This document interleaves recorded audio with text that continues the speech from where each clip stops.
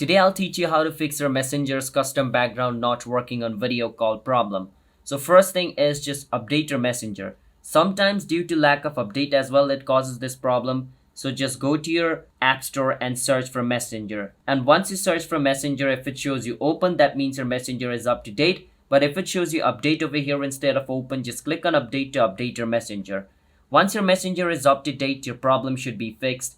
And if it's still not fixed, then the next thing you can do is open setting. And once you're inside your phone settings, scroll all the way down until you see this option called Messenger. And click on Messenger. And from over here, you can see this option called Photos. Click on Photos.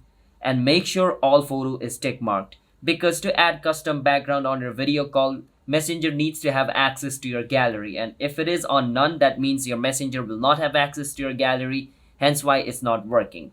So by doing this, your problem should be fixed. And if it's still not fixed, then just delete your Messenger app and reinstall it again. Sometimes a bug causes this problem, so deleting and reinstalling your app will fix your issue. So if you guys found our video helpful on how to fix Messenger custom background on video call not working, hit the subscribe to our channel one step. I'll see you guys next time.